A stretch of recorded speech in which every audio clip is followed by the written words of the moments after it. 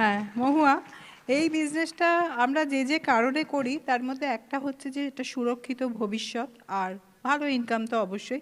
এবং তার জন্য আমাদের কি করতে হবে, একটা মানে লং টার্ম সাস্টেনেবল বিজনেস তৈরি করতে হবে, যেটা তোমরা অলরেডি করেছো। তা এইটা করার পেছনে তোমরা কি কি করেছো, মানে কি কি কোয়ালিটি নিজের মধ্যে বা টিমের মধ্যে ডেভেলপ করেছো, কিভাবে করেছো, সেগুলো যদি একটু বলো। Thank you শ্বেতাদি। অ্যাকচুয়ালি আমার যেটা মনে হয় যে এই বিজনেসটা বিল্ড করতে গেলে সবার প্রথম যে কোয়ালিটিটা দরকার সেটা হচ্ছে টিচেবিলিটি। কারণ দেখুন, আমাদের কিন্তু স্পেশালি আমার কোনো বিজনেস ব্যাকগ্রাউন্ড ছিল না, বাই প্রফেশন আমি স্কুল টিচার ছিলাম। তো এই বিজনেসটা যখন আমরা শুনি তখন কিন্তু এই যে কেউ একজন আছে শেখাবার জন্য, হ্যাঁ, এইটা সবথেকে বড় ভরসা কিন্তু আমাকে দিয়েছিল। তাই আমাকে শিখতে রাজি হতে হবে, এই গুণটা কিন্তু থাকতে হবে, টিচেবিলিটি। এবার দেখুন কার কাছে শিখবো। প্রথম তো আপলাইন, কারণ তোমাদের কাছে অনেক কিছু শিখেছি, আজও শিখছি, এবং এটা কিন্তু কন্টিনিউয়াস প্রসেস। মানে একবার শিখে গেলাম মানে আমার বড় বিজনেস হয়ে গেল মানে আর শিখবো না, সেটা কিন্তু নয়। আর আবার অনেকে বলে আগে শিখে নিই তারপর করব, তাও কিন্তু না। শিখতে শিখতে কাজ করতে হবে, কাজ করতে করতেই কিন্তু শিখতে হবে। মানে ওই learn it, do it and teach it. আবার শেখাতেও হবে, যেই আমার সঙ্গে একজন কেউ জয়েন করছে আমার সেই দায়িত্ব তাকে আবার শেখাবার। তো সেই জন্য টিচেবিলিটিটা হওয়াটা কিন্তু ভীষণ ভীষণ দরকার। আর স্পেশালি আমি যেহেতু টিচার ছিলাম, আমি ভাবতাম যে আমি বোধহয় সব জানি। এটা হচ্ছে সবথেকে মানে মূর্খের মতো কাজ আর কি।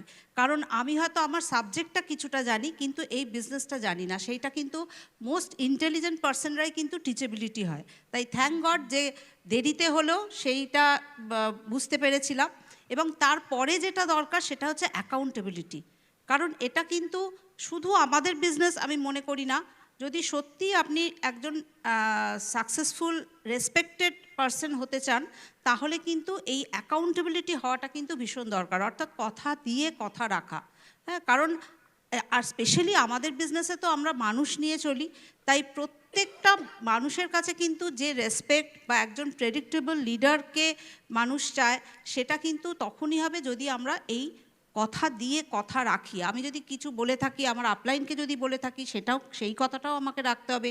আমি আমার কোনো টিম মেম্বারের জন্য হয়তো কিছু একটা প্ল্যান বুক করেছি বা প্রোডাক্ট ডেমো বুক করেছি, হয়তো সেদিন প্রচণ্ড বৃষ্টি বা এই ঠান্ডা, হ্যাঁ আমরা অনাসেই না কিছু এক্সকিউজ দিয়ে ফেলি।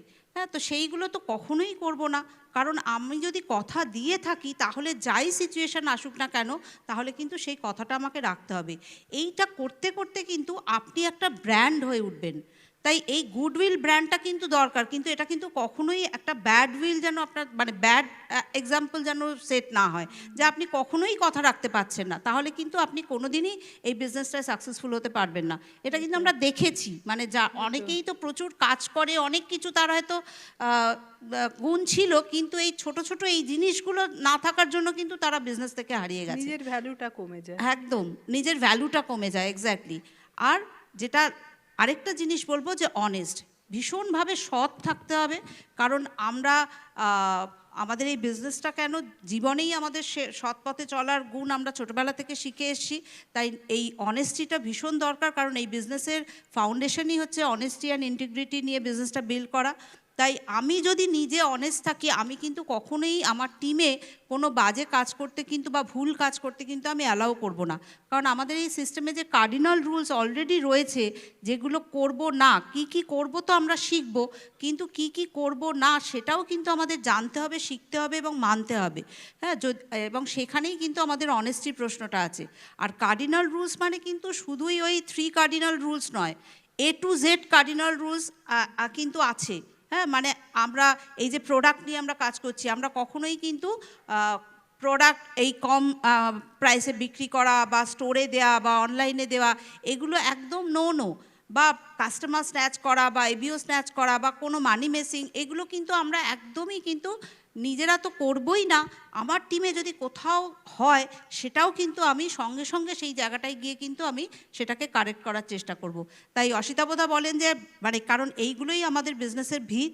তাই একটা বড় বাড়ি তৈরি করতে যেমন ফাউন্ডেশনের জন্য ইট, বালি, চুন, মানে পাথর এগুলো লাগে, আমাদের এই 3টে মশলা দিয়ে যদি আমরা আমাদের এই ব্যবসার ভিতটা তৈরি করতে পারি, তাহলে আমার মনে হয় সেটা একটা লং টার্ম, যেটা তুমি বলছো সুরক্ষিত একটা সাস্টেনেবল বিজনেস কিন্তু আমরা বিল্ড করতে পারি। বাহ, ভীষণ ভালো বললে।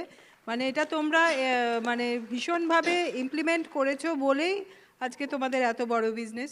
আসলে সত্যি কথা, আমাদের দুটো প্রোডাক্ট একরকম, কিন্তু দুটো মানুষ তো একরকম নয়।